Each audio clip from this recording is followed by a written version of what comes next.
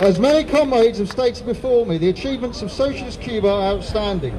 Through the use of a planned economy and a truly participatory democracy, Socialist Cuba has been able to provide free healthcare, education and housing to its people, despite the fact that it was purposely underdeveloped for centuries by imperialism.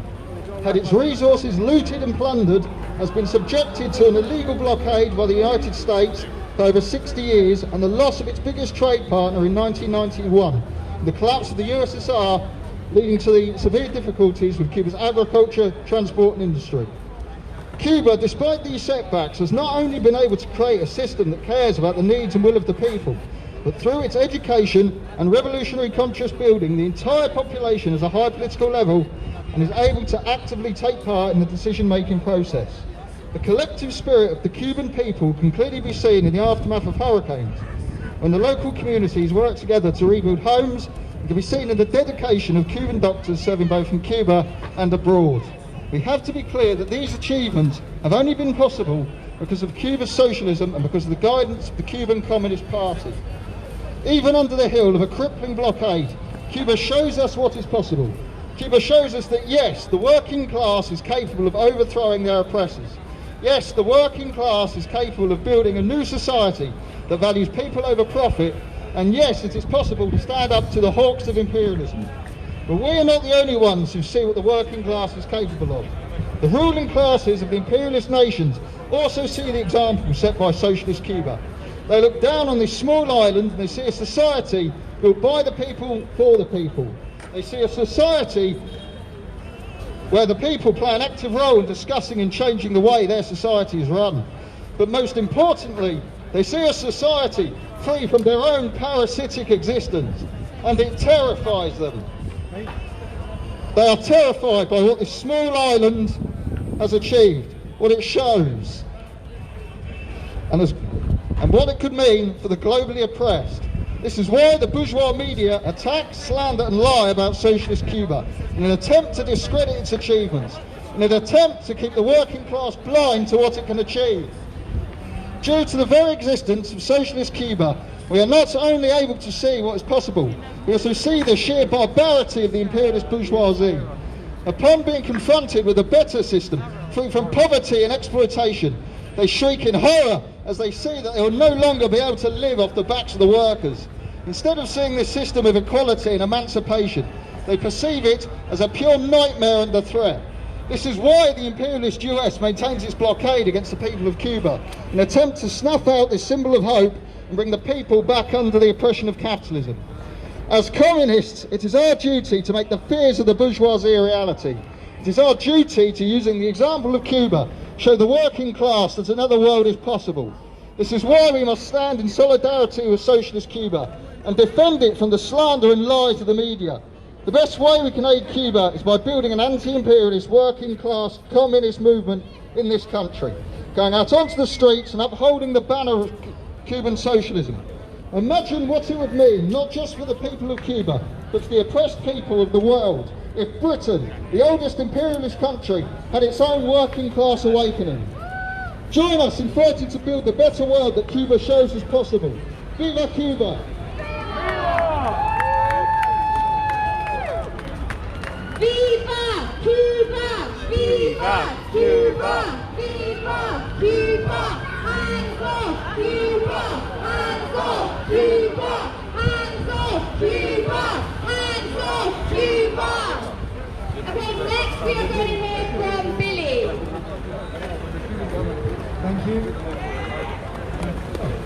I'm not sure. Lots of people like to compare Britain and Cuba or Cuba with other capitalist nations.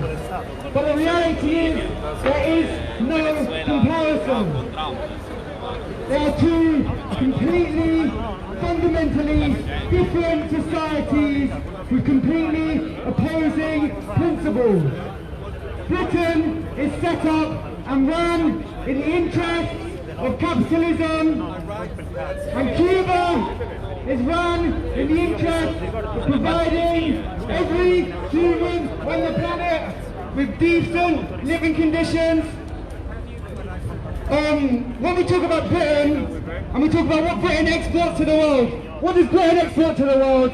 Britain exports weapons to the sum of over 10 billion pounds a year. What does Cuba export? They support medical personnel to the sum of over 55,000 people each year to places where there is no medicine, where there is no doctors. Even in developed Europe, Cuban doctors go to support human beings across the planet.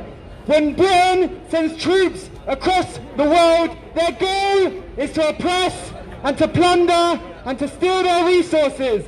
When Cuba sends troops across the world, their goal is to support national liberation movements and fight against imperialism.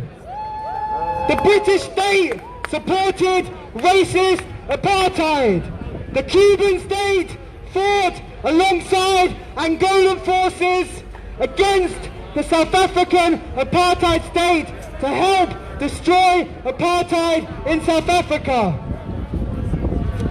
In Britain, if you'd like a university education, you'll most probably end up in thousands and thousands of pounds worth of debt, and you won't even get a job at the end of it. In Cuba, everyone has access to free education at every level, and when you finish your degree in Cuba, you're guaranteed a job by the state, and that is to repay the services that the state has provided in you by giving you free education.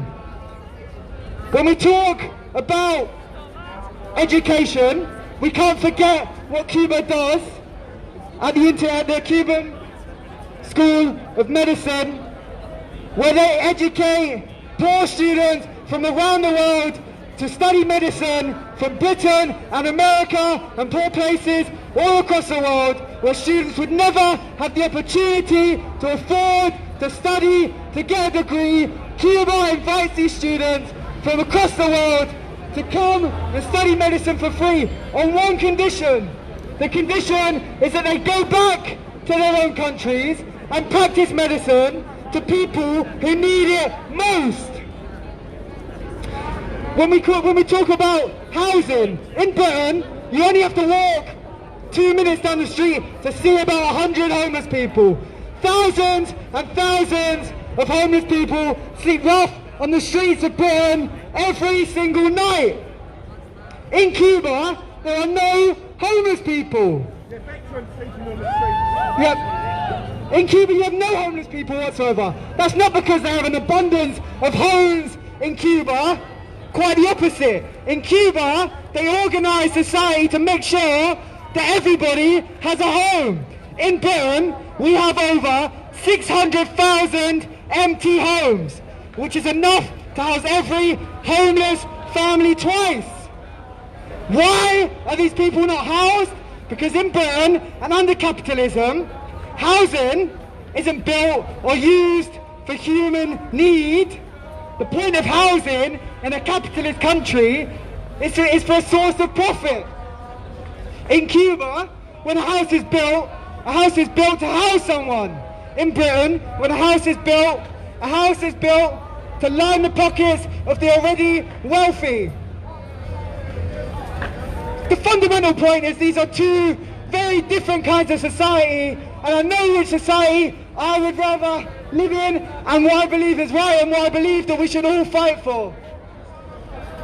We should fight for a society which puts the interests of human beings ahead of the interests of profit. We should fight for a society which puts healthcare and medicine